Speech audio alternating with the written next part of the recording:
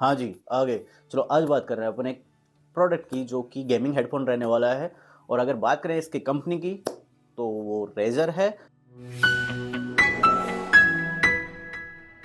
नाम की बात करें तो ये है ब्लैक शार्क V2X जो कि रेज़र का प्रोडक्ट है। अनबॉक्सिंग से स्टार्ट करते हैं। वैसे ये प्रोडक्ट 2020 का है लेकिन फिर भी देख लेते हैं कि क्या कुछ मिल जाता है बॉक्स के अंदर। अब इसको यहाँ से अपन बॉक्स को ओपन करेंगे, कुछ ऐसा देखने को मिल जाता है। इसको अपन ओपन कर लेते हैं।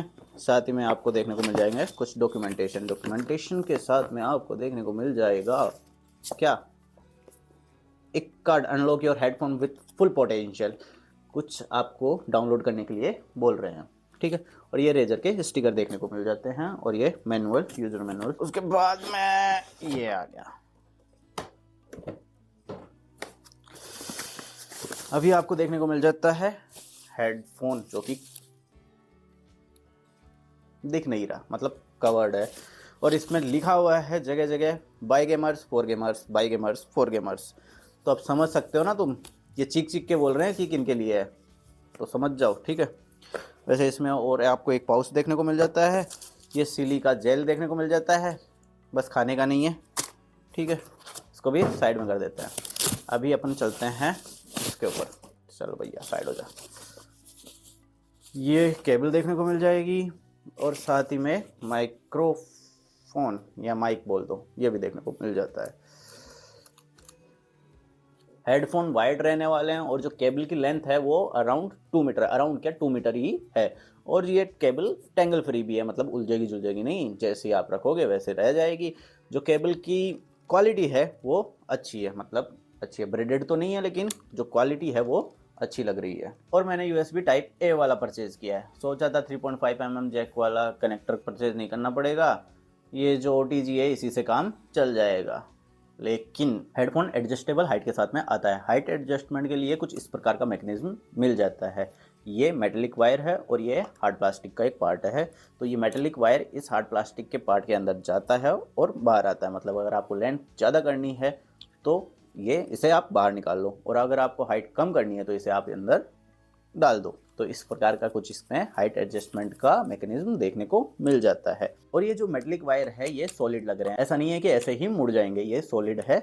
तो बिल्ड क्वालिटी के हिसाब से तो ये भी अच्छा है। तो ये मेरे हाइट के अकॉर्डिंग है, ये मिनिमम हो गया और ये आपका मैक्सिमम हो गया, कुछ इस प्रकार का। मेरे तो कुछ ज़्यादा ही मैक्सिमम हो गया। ठीक है, तो आप इसे कर सकते हो। और ये फोल्डेबल नहीं है, हेडफोन फोल्डेबल नहीं है, तो इजी टू कैरी तो नहीं है। स्ट्रेच की बात करें तो हेडफोन इतने स्ट्रेच हो जाते हैं, मतलब इतना, ठीक है, समझ रहे हो ना।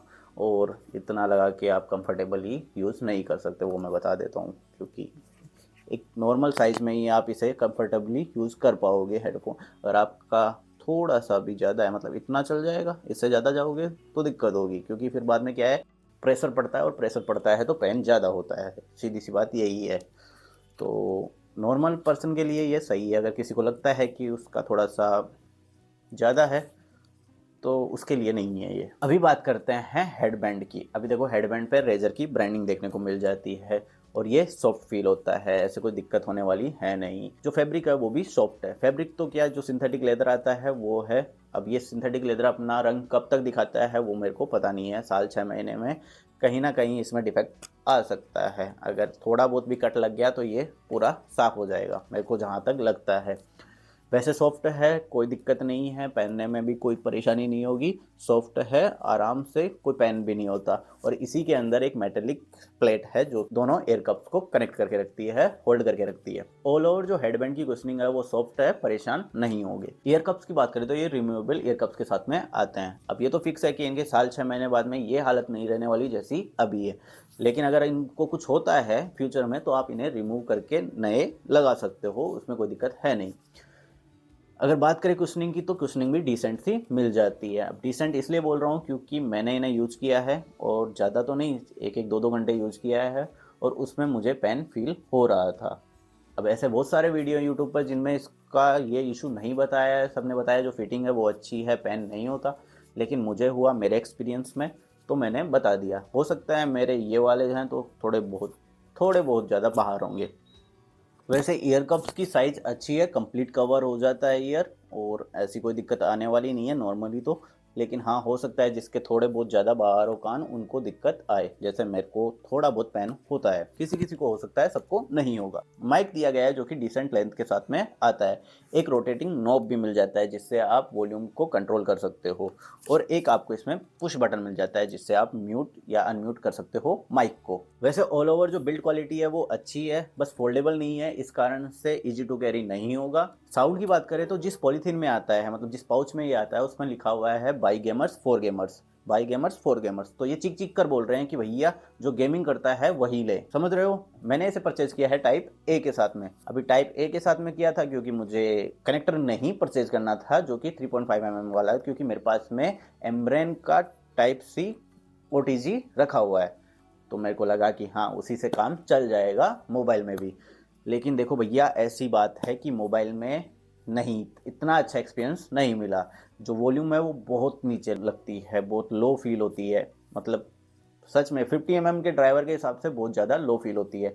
तो अगर मोबाइल के लिए इस हेडफोन को लेना चाहते हो तो अच्छा एक्सपीरियंस नहीं मिलेगा। मैं तो बात कर रहा हूँ USB टाइप ए वाले की, क्योंकि जो वॉल्यूम है वो बहुत डाउन लगता है, बहुत ज़्यादा डाउन लगता है, और इतना क्रिस्प भी नहीं लगता, थोड़ा बहुत अजीब सा फील होता है। तो मोबाइल के हिसाब से तो ये इतना अच्छा नहीं है। पीसी में भी इतना वॉल्यूम नहीं मिलता, मतलब अगर आप मल्टीमीडिया का एक्सपीरियंस लेना चाहते हो तो जो बेस है वो वैसा फील नहीं होता जैसा फील होना चाहिए, थोड़ा ओवर सा लगता है, अजीब सा लगता है। और वॉल्यूम है वो भी इतने क्लियर नहीं लगते, अगर आप फुल वॉल्यूम में सुन रहे हो तो इतना क्लियर नहीं लगेगा। 70 to 80% तक जो वॉल्यूम है वो क्लियर लगता है कि जो वोकल्स है वो क्लियर आते हैं। लेकिन अगर आप हाई वॉल्यूम में चले जाते हो तो थोड़ा अजीब सा एक्सपीरियंस हो जाता है। गेमिंग की बात करें तो इनको फुल पोटेंशियल पर यूज़ करने के लिए आपको एक 7.1 सराउंड साउंड नाम से रेजर एक सॉफ्टवेयर प्रोवाइड करवाता है, उसे इंस्टॉल किए। उसको इंस्टॉल करने के लिए एक मेंबरशिप चाहिएगी, तो इसको क्या है, आप रजिस्टर करना रेजर की साइट पे, और फिर आपको एक की मिल जाएगी, उस की से आप उसे 7.1 साउंड को इंस्टॉल कर सकते हो। मतलब वो फ्री नहीं है, तो आपको फ्री में मिल जाएगा, क्योंकि अगर आप प्रोडक्ट परचेज करते हो तो उसको साथ में आईडी आपको मिल जाती है, और मिल जाएगी, उसे आप लगा देना, और जो 7.1 साउंड है वो फ्री हो जाएगा। 7.1 सराउंड साउंड को एनेबल कर कर आप मल्टीमीडिया का एक्सपीरियंस लेना चाहते हैं तो वो इतना अच्छा नहीं मिलता, वो ओवर सा हो जाता है सब कुछ उसमें। लेकिन हाँ, अगर आप वॉल्यूम कम कर लोगे, 70-60% वॉल्यूम पर रखोगे, तो एक थोड़ी बहुत क्लियरिटी अच्छी देखने को मिल जाती है, और आपको जो सराउंड साउंड है उसका भी एक्सपीरियंस देखने को मिलेगा, मतलब एक 3D एक्सपीरियंस देखने को मिल जाता है। और अगर 7.1 सराउंड साउंड को एनेबल कर रखा है और वॉल्यूम है वो 100% कर दिया है, तो वो क्लियरिटी की धज्जियाँ उड़ जाती है। मतलब मेरे साथ तो हुआ है, पता नहीं औरों के साथ हुआ नहीं हुआ, लेकिन मेरे साथ तो हुआ है, जो क्लियरिटी है वो कहीं चली सी जाती है। अगर गेमिंग की बात करें तो 7.1 सराउंड साउंड को इनेबल करने के बाद में जो लाउडनेस है वो थोड़ी सी इंक्रीज हो जाती है, थोड़ी सी नहीं, मतलब काफ़ी ज़्यादा इंक्रीज हो जाती है। फुट स्टेप्स है वो क्लियर सुनाई देते हैं, लेकिन जो बेस है वो थोड़ा सा ओवर बूस्ट हो जाता है, मतलब जैसा फील होना चाहिए वैसा फील नहीं होता, सीधी सी बात है। तो आप फुल वॉल्यूम में इसे यूज़ नहीं कर सकते, वॉल्यूम लो करके रखना, और जो बेस है वो कहीं ना कहीं इतना अच्छा नहीं लगता जितना अच्छा लगना चाहिए। माइक की बात करें तो इसमें आपको रेजर का hyper clear noise cancellation mic दिया गया है, जो कि 60 डेसिबल्स के नॉइस को कैंसिल करने में सक्षम है। ये कुछ सैंपल्स हैं, इन्हें आप सुन या देख सकते हो। ये वॉइस रिकॉर्ड हो रहा है ब्लैक शॉक V2X से। अभी साइड में मार्बल की कटिंग चल रही है तो उसका अच्छा खासा नॉइस आ रहा है। अभी ये रिकॉर्ड हो रहा है फ़ोन से, जो मशीनरी वर्क की आप बात कर रहा था वो इतनी आ रही है। माइक में आवाज़ क्लियर आती है, और जो नॉइस कैंसिलेशन है वो भी अच्छा खासा कर देता है, तो माइक में तो कोई इशू आने वाला है नहीं। ऑल ओवर मुझे डिसेंट परफॉर्मेंस लगी, 2020 के अकॉर्डिंग ये परफॉर्मेंस अच्छी मान सकते हो, लेकिन अभी के हिसाब से बहुत सारे चेंजेस हो चुके हैं। अंडर 3000 में अगर ये आपको देखने को मिल रहा है तो आप इसे कंसिडर कर सकते हो पीसी गेमिंग के हिसाब से। लेकिन अगर मोबाइल के हिसाब से देना है तो जो USB टाइप ए वाला है वो तो कंसिडर मत करना, क्योंकि उसमें जो वॉल्यूम है वो बहुत ज़्यादा डाउन हो जाता है। और ऐसी बात नहीं है कि मेरे पास में जो कनेक्टर है वो अच्छा नहीं है। मोबाइल को देखते हुए मेरा एक्सपीरियंस अच्छा नहीं रहा टाइप ए के साथ में, USB टाइप ए के साथ में। 3.5 mm जैक वाले का मुझे आइडिया नहीं है, वो मैंने कभी परचेज़ नहीं किया, कभी परचेज़ करेंगे तो उसका भी वीडियो बना देंगे। वैसे इसको भी परचेज़ कर लिया, ये भी मेरे कुछ काम में आने वाला नहीं है। अगर किसी को परचेज़ करना है, मतलब लेना है किसी को, तो ले लेना, दे दूंगा मैं आपको, ये सस्ते में लगा दूंगा, ठीक है ना। मजाक कर रहा हूँ, नहीं दूंगा मैं। बस यही था। ऐसे और वीडियो देखने के लिए like share and subscribe to tech सोलेरा।